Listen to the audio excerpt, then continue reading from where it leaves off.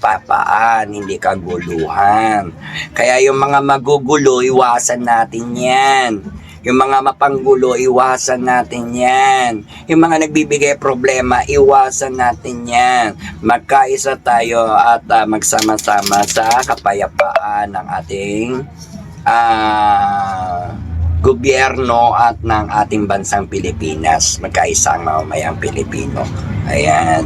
At abangan ang mga sinabi ko dyan sa tarot card, ulit-ulitin nyo, mangyayari na yan ang nangyayari. O, sabihin nyo naman ako paulit-ulit, andyan na po yung sagot sa mga video. No, iniintay ko lang po talagang mangyari lahat ng mga sinabi ko, yung resulta ng mga binasahan ko. Dahil hindi po ako nagkakamali at maaaring mangyari pa yan at mangyayari pa sapagkat ito'y gabay lamang. Pwede nyo paniwalaan at hindi, pero pwede nyo balik-balikan ng video para panoorin at kunin yung mga idea at mga sinasabi dyan sa video na mga ganap ngayong 2025. Sige lang, ang mga matatalino, patalinuhan yan. Basagan ng utak or IQ ang mga tao ngayon. Kaya ang katapat ng mga matatalino ay ang mga may karunungan. Yan. So tingnan natin ngayon ang enerhiya ni PRRD. Ano na ba ang lagay ni PRRD ngayon at ano ang enerhiya? So sa mga nag-aabang ng video or ng basa update ni Pangulong PRRD, eto na. So tingnan natin yung tatlong aura.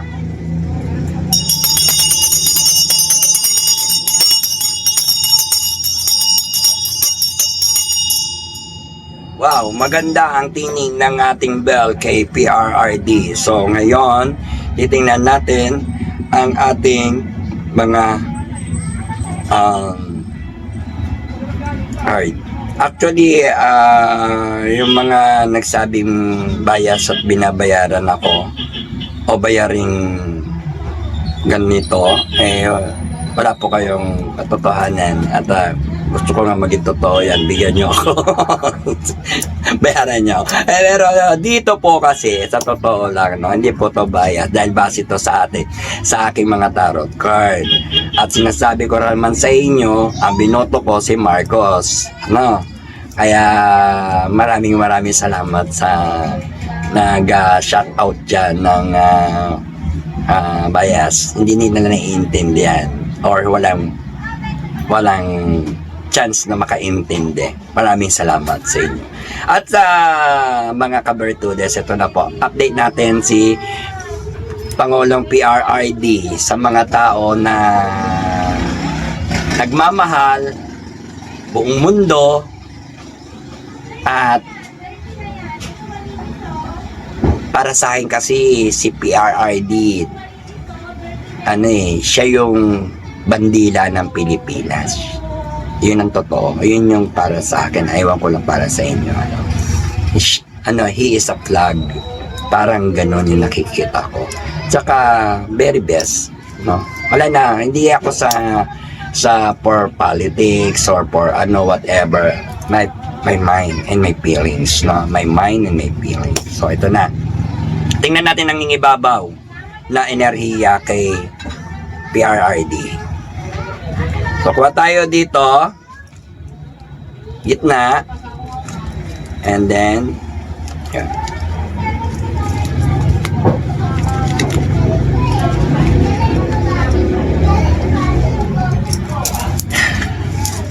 Ang nangingibabaw na enerhiya ni PRRD or ni Pangulong Roa Rodrigo Duterte is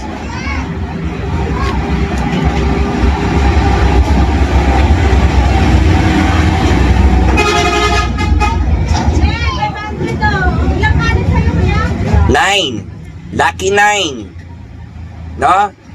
Gusto niyang bantayan or na iniisip niya or he is already sa lahat.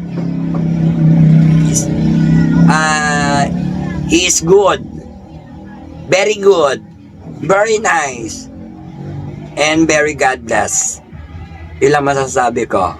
Yung nangingibabaw na enerhiya ni PRRD.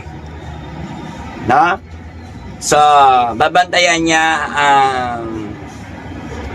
ang kayamanan o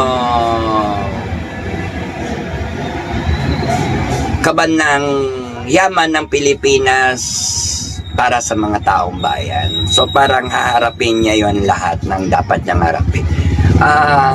Scam. Alam mo, napakaganda nito kasi siya pa rin yung parang mananaig o magtatagumpay. No, update to ha, hindi ko pa ako nagsasabi sa inyo na ano, pero this is after Lucky 9. No, nangingibabaw yung enerhiya ng Lucky 9. Ewan ko kung ano ibig sabihin yun. Lucky 9. Ayan. No? Ayan yung nangingibabaw na enerhiya kay President Roa Duterte.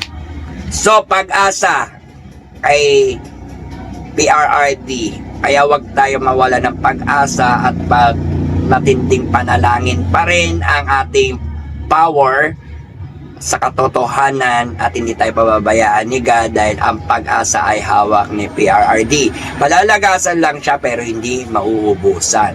Kaya hawak ni PRRD ang pananatili ng family tree or tinatawag na